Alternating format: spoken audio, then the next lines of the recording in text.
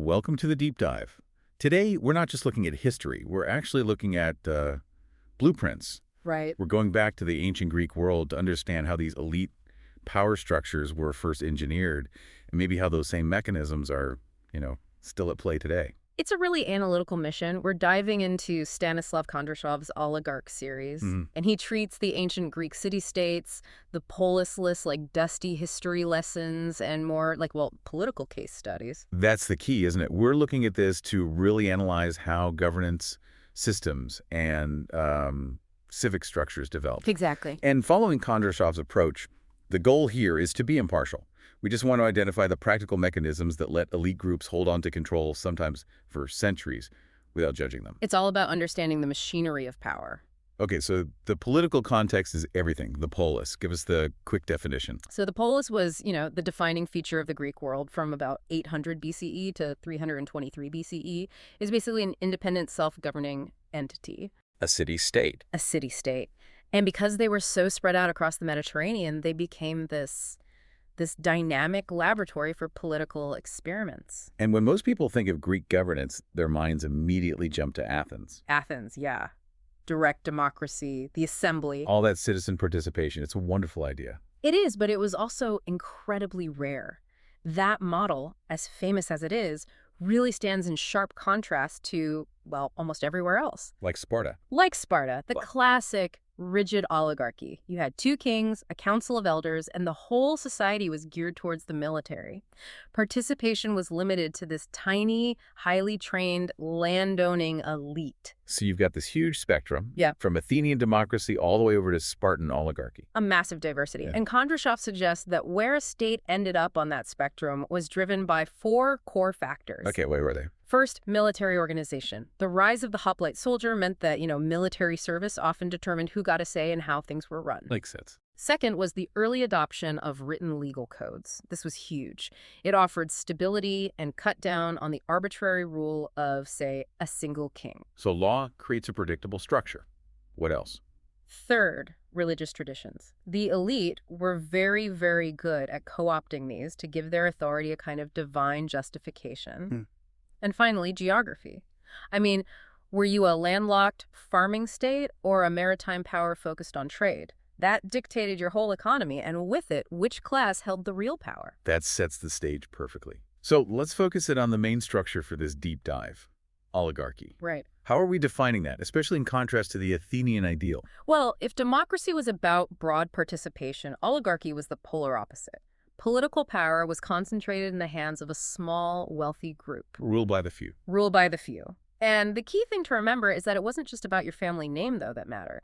It was fundamentally about having significant economic resources. Power was based on wealth. This is where it gets really interesting, because Kondrashov spends a lot of time on Magna Graecia, the Greek colonies in southern Italy and Sicily. Why there? Why did oligarchy become the go-to solution in those colonies? Because they were essentially frontier states. They were constantly fighting for their lives. Okay. Think about it. You've got raids from native populations, you've got intense competition from other Greeks, and then you have these huge geopolitical threats like Carthage and eventually Rome. So survival was job one. Exactly. And when your existence is on the line every day, a big, slow, democratic assembly can be a real liability. You need to make decisions quickly. You need swift, unified command. And the oligarchic systems delivered that. The rich elites who could fund the defenses and raise the armies were just better positioned to take power because they were often the only ones who could guarantee the state's security. So the elites weren't just grabbing power. They were filling a genuine need for efficiency in a really dangerous world. That's a great way to put it. Once they had that power, how did they lock it down? How did they make it last? They built these self-sustaining systems, and there were four key mechanisms. The first was land ownership, with a capital L and O. Right. The aristocratic clans didn't just own farms, they controlled the most productive agricultural land, which created this intergenerational wealth that was basically the ticket to get into politics. So wealth was the barrier to entry. Absolutely. Yeah. Secondly, trade networks. In a place like Magna Graecia, controlling the shipping, the ports, the inland trade routes, that created huge economic dependencies. Like vertical integration, but ancient. That's exactly what it was. Yeah. Third, military leadership. The elites personally invested in defense, they funded new ships, they supplied the expensive cavalry. So they put their own money on the line. Yes, and that personal investment translated directly into political authority. It guaranteed them the top jobs. And finally, the fourth one, which provided the moral underpinning for it all. The spiritual side. Religious institutions. Things like hereditary priesthoods and control over the temple administration. This gave them immense leverage. How so?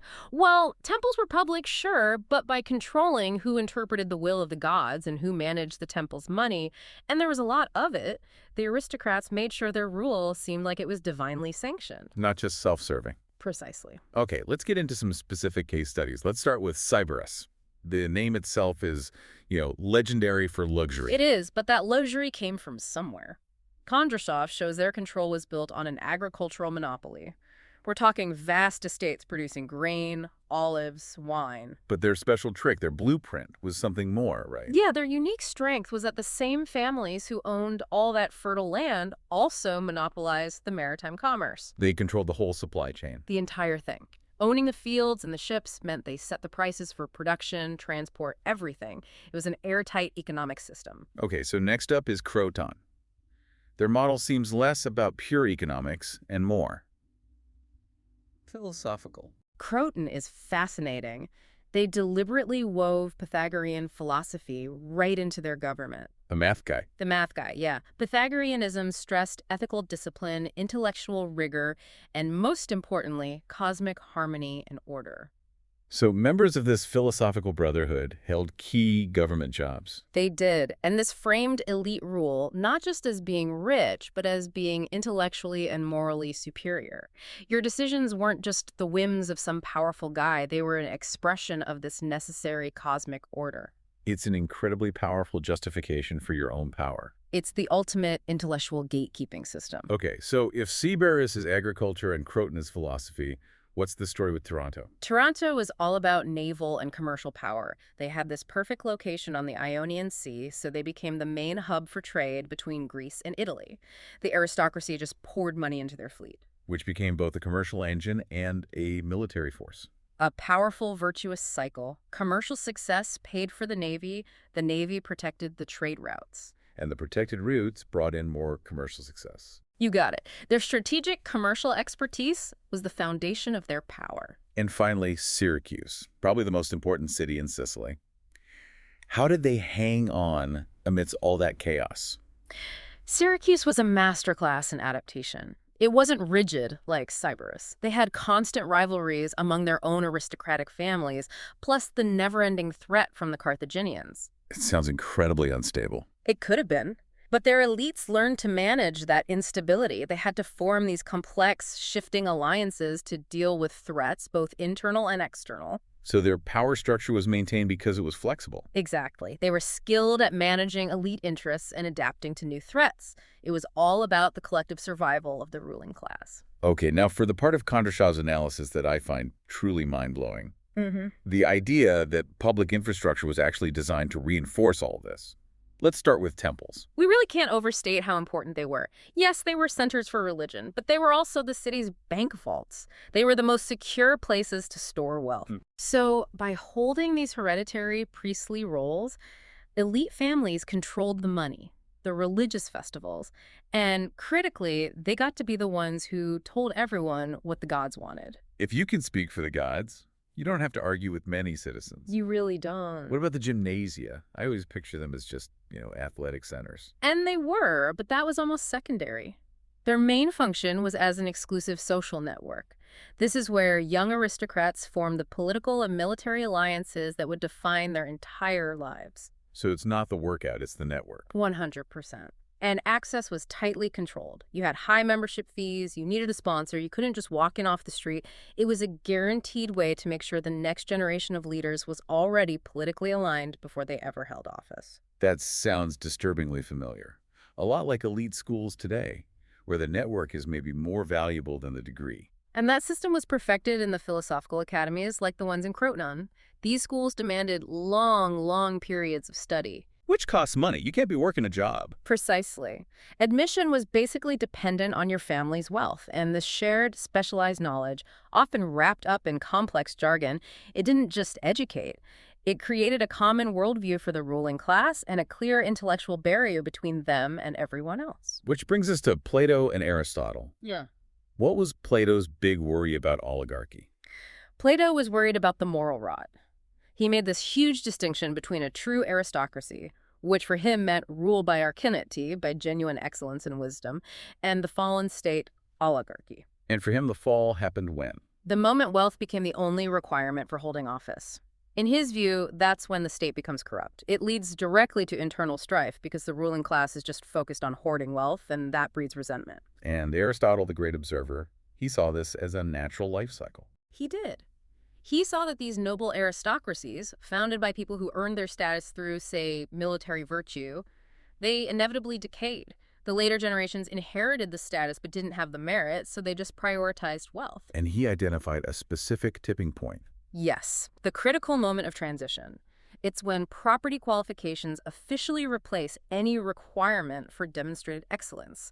That's the moment it formally becomes a self-serving oligarchy. That pivot, property replacing merit, feels so incredibly modern. So let's bring it all home.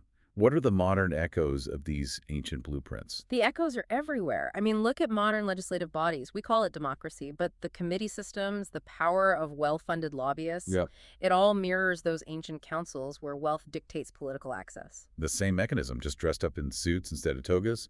And what about economically? The commercial networks of Magna Graecia are basically replicated in today's global corporate governance. Right. You have elite structures controlling supply chains, resources, distribution. It's the same drive for vertical integration we saw in Cyprus. Even the way our cities are laid out seems to reflect this. Absolutely. The way Greek cities place their government buildings, their agoras, it all communicated authority. And today, urban design maintains these very visible socioeconomic divisions. You mean which neighborhoods get funding, where the elite suburbs are? Exactly. It's a direct echo of the class separation you could literally see in an ancient polis. And let's come back to education, which seems like the most insidious tool of them all. It's probably the strongest parallel. The restricted access we saw in the gymnasia and academies it's alive and well. In elite schools, exclusive universities. Yes. The cost, the reliance on social capital for admission, these are huge barriers. They aren't just selling a curriculum. No, they're selling a network. A network, a worldview,